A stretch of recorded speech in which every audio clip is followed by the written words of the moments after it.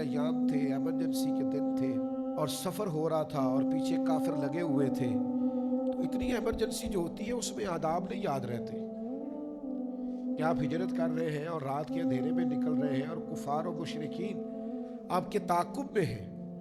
لیکن حضرت صدیق اکبر رضی اللہ تعالیٰ عنہ کے ادب کا معیار اور اسٹیٹس دیکھیے کہ ایمرجنسی جتنی بھی ہے اور بظاہر تعاقب کرنے والے جتنے بھی خطرناک ہیں، فرماتے میں نبی پاک علیہ السلام کے لیے دودھ تلاش کرنے گیا ہجرت کے سفر میں، اور میں حضور کے لیے دودھ ڈھونڈ کے لایا، اور جب میں لایا تو محبوب سو چکے. فرماتے میرے ادب نے اجازت نہیں دی کہ میں اپنے نبی کو جگاؤں، یہ مجھے اجازت نہیں ملی. لے سانس بھی آہستہ کہ یہ دربار نبی ہے.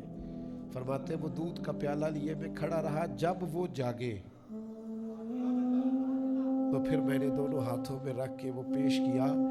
ایمرجنسی جتنی بھی ہے، حالات جتنے بھی کٹھن ہیں، ہمیں آداب کو بھولنا نہیں ہے. تعداد جتنی مرضی بھی وہاں پہنچ جائے، رش جتنا مرضی بھی ہو، تھکاوٹ جتنی مرضی بھی ہو، حرمین کی حاضری کے وقت بظاہر قانون کے تعلق سے ہمیں چند پابندیوں سے بھی جتنا مرضی سختی سے گزرنا پڑے، لیکن آداب کو بھولنا نہیں ہے. کسی مقام پر بھی ادب کے معیار سے 1 انچ بھی پیچھے ہٹنا، یہ ادب بڑا ضروری ہے. یہ بڑا آپ جتنے والد صاحب جتنا مرضی بھی سخت بولیں، اللہ کہتا ہے اف نہیں کرنی. یا رسول اللہ صلی اللہ علیہ وسلم والدین ظلم بھی کرے تو خدمت کرنی.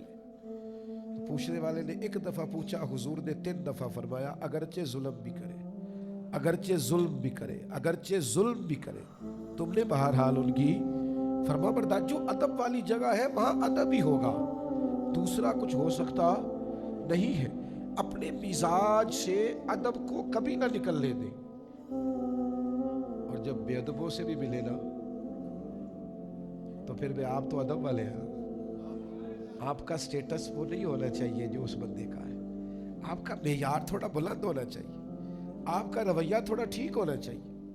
مجھے کھا گئی اس شخص کی بات جسے بڑے تنزیہ طور پر کسی نے بیت اللہ کے سامنے کہا اب توبہ کر لے. وہ بھی غصہ کر سکتا تھا لیکن کوئی ادب والا تھا. اس نے کہا یار تو دعا کرنا، میں توبہ کر رہا ہوں، میری قبول کر لے. اس نے تنزیہ کہا ہے چل کر لے توبہ، بڑی ہو گئی. کہنے لگا تو دعا کر وہ میری قبول کر لے.